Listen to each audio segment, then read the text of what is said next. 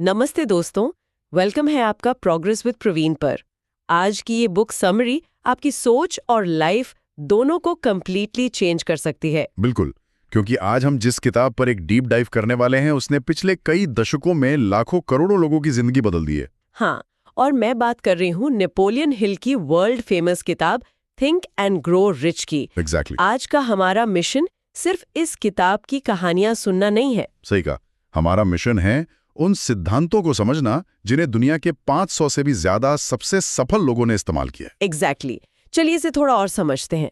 अक्सर स्टूडेंट्स या प्रोफेशनल्स सोचते हैं कि ये किताब शायद रातों रात अमीर बनने की कोई मैजिक ट्रिक है। हाँ, लेकिन असल में ऐसा कुछ नहीं है। ये पूरी किताब 25 साल की एक बहुत ही गहरी केस स्टडी है। वही जो एंड्रू कार्नेगी ने नेपोलियन हिल को काम सौंपा था, है ना? बिल्कुल। एंड्रू कार्नेगी ने हिल को सफलता का रहस्य बताया था, और इस चर्चा का मेन पर्पस सिर्फ पैसा कमाना नहीं है, बल्कि उस स्टेट ऑफ माइंड को समझना है जिससे आप लाइफ में कोई भी बड़ा गोल अचीव कर सकते हैं। और इसीलिए आज हम इस किताब से 5 या 7 ऐसे इंपॉर्टेंट लेसन्स डिकोड करेंगे जिन्हें हम अपनी डेली लाइफ में तुरंत अप्लाई कर सकते हैं। तो चलिए पहले लेसन से शुरू करते हैं, जो है ज्वलंत इच्छा या बर्निंग डिजायर की ताकत। ये मेरा फेवरेट पार्ट है, क्योंकि इच्छा तो सबके पास होती है, लेकिन ज्वलंत इच्छा कुछ और ही चीज है। हाँ, और इसके लिए एडविन सी बार्न्स की कहानी बहुत ही मजेदार है। बार्न्स के पास पैसे नहीं थे। वो एक मालगाड़ी में बैठकर थॉमस एडिसन से मिलने पहुंच गए। और वो भी कोई छोटी मोटी नौकरी मांगने नहीं गए थे। बिल्कुल नहीं। उनका गोल एडिसन के यहाँ एम्प्लॉय बनना नहीं था, बल्कि उनका पार्टनर बनना था। सोचिए, एक इंसान जो हुलिये से एकदम साधारण लग रहा है, वो उस सदी के सबसे बड़े इन्वेंटर से पार्टनरशिप करने पहुंच गया। यहाँ सबसे आकर्षक बात यह है कि बार्न्स ने अपने पीछे लौटने के सारे रास्ते बंद कर दिए थे। हाँ? एडिसन ने खुद नोटिस किया था कि उस लड़के के चेहरे पर एक ऐसा जुनून था जो बता रहा था कि वो हार नहीं मानेगा। मतलब उसने कोई प्लान बी नहीं रखा था। एकदम सही।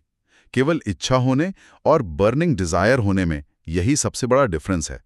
जब आपके पास पीछे हटने का कोई रास्ता नहीं होता, तो आपका दिमाग 100% एनर्जी आपके लक्ष्य पर लगाता है। तो दोस्तों, हमारे लिए इसका प्रैक्टिकल टेक अवे ये है कि आपको जो भी चाहिए उसकी बिल्कुल क्लियर और सटीक पिक्चर आपके दिमाग में होनी चाहिए। सिर्फ ये कहना कि मुझे सक्सेसफुल होना है काफी नहीं है। बिल्कुल, आपको पता होना चाहिए कि वो सक्सेस दिखेगी कैसी।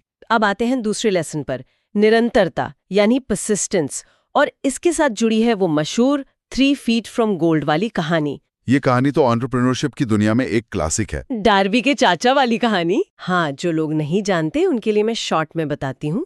डार्बी के चाचा को एक सोने की खदान मिली थी।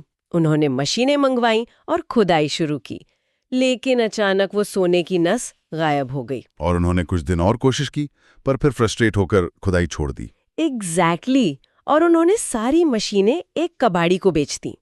पर वो कबाड़ी बहुत स्मार्ट था। उसने एक एक्सपर्ट को बुलाया और पता चला कि सोना वहां से सिर्फ 3 फीट दूर था। बस 3 फीट। और उस कबाड़ी ने वहां से लाखों डॉलर बनाए। इस कहानी से हमें बहुत गहरा नजरिया मिलता है।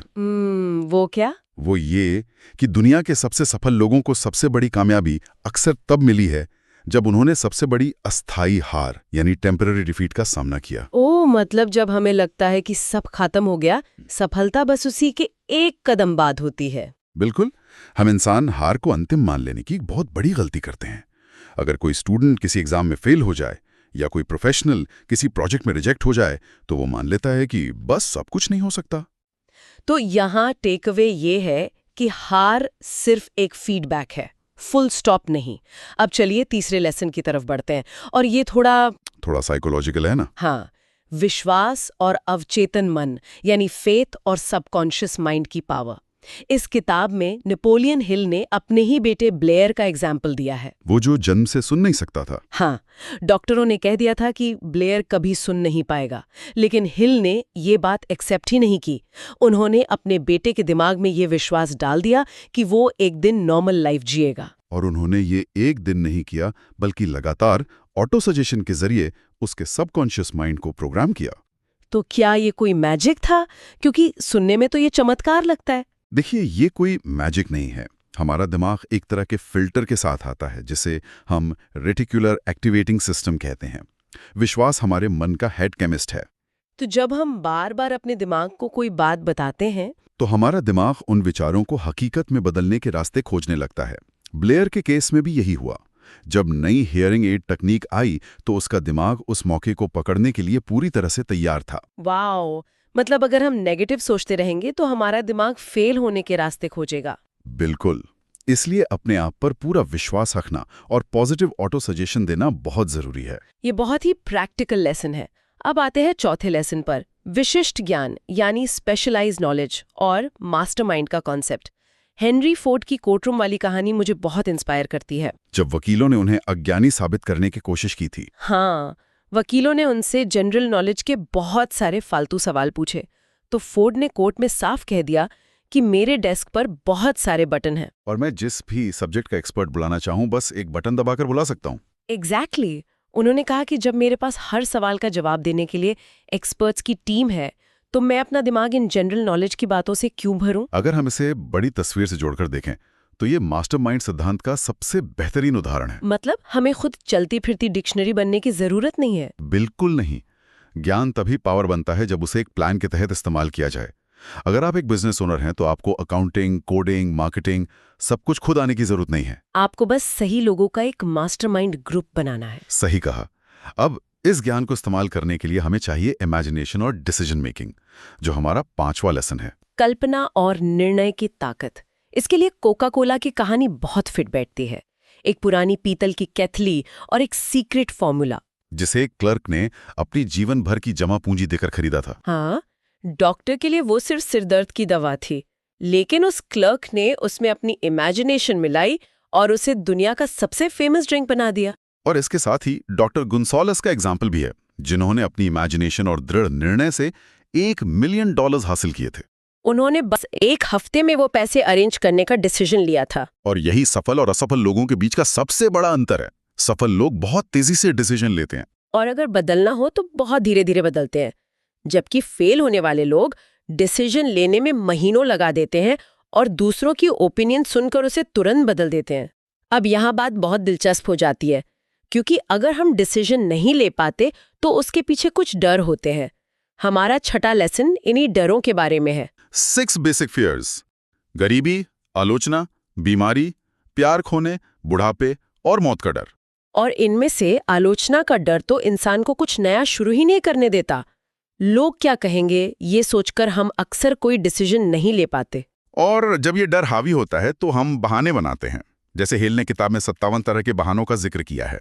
अगर मेरे पास पैसा होता, अगर मेरी किस्मत अच्छी होती। बहाने बनाना इंसान का सबसे पसंदीदा खेल है, लेकिन सच्चाई ये है कि पूरी दुनिया में हमारे पास केवल एक ही चीज पर पूरा कंट्रोल है, और वो है हमारे अपने विचार, हमारे थॉट्स। बिल्कुल। अपने दिमाग को इन डरों से बचाना यानी माइंड को शील्ड करना सफलता का सबसे पहला कदम है। तो दोस्तों, इसका आखिर मतलब क्या है? हमने इतनी सारी बातें सीखी, पर ये सब सिर्फ सुनने के लिए नहीं है। सही कहा। अगर आप अपने विचारों को कंट्रोल नहीं कर सकते तो आप लाइफ में कुछ भी कंट्रोल नहीं कर सकते। इस डीप डाइव को खत्म करने से पहले मैं चाहती हूँ कि हम एक बहुत ही नए और गहरे विचार पर बात करें, जो नेपोलियन हिल के अदृश्य सलाहकार या इनविजिबल काउंसलर्स के बारे में है। बिल्कुल। ये थोड़ा रहस्यमयी लगता है, पर है बहुत पावरफुल। इस चर्चा को खत्म करने से पहले एक बहुत ही गहरी बात पर विचार करें। नेपोलियन हिल हर रात सोने से पहले अपनी कल्पना में एक इमेजिनरी काउंसिल मीटिंग करते थे। मतलब वो अपने दिमाग में ही एक मीटिंग रूम बनाते थे। हाँ, और उसमें एमर्सन, लिंकन और डार्विन जैसे महान लोगों को बुलाते थे ताकि वो उनके गुणों को अपने खुद के चरित्र में ढाल सकें। वाओ, जरा सोचिए दोस्तों, अगर आप अपने दिमाग में अपने खुद के अदृश्य सलाहकारों की एक कैबिनेट बना सकें तो उसमें कौन कौन होगा? और वे आपको आपके जीवन की सबसे बड़ी प्रॉब्लम के लिए क्या एडवाइस देंगे? क्या असली मास्टरमाइंड हमारे अपने दिमाग की कल्पना में ही छिपा है? ये सवाल सच में सोचने पर मजबूर कर देता है। अपने अंदर की इस पावर को पहचानिए और आज से ही इन लेसन्स को अपनी लाइफ में इम्प्लीमेंट करना शुरू कीजिए। और मुझे लगता है कि आज की चर्चा ने कई लोगों के नजरिए को बदला होगा। अगर दोस्तों आपको ये समरी वैल्यूएबल लगी हो तो वीडियो को लाइक करें, चैनल प्रोग्रेस विद प्रवीण को सब्सक्राइब करें और बेल आइकन जरूर प्रेस करें ताकि आपको ऐसी पावरफुल बुक समरीज मिलती रहें। हमेशा सीखते रहिए और आगे बढ़ते रहिए। इस विस्तृत चर्चा में हमारे साथ जुड़ने के लिए बहुत बहुत धन्यवाद। मिलते हैं अगले डीप डाइव में।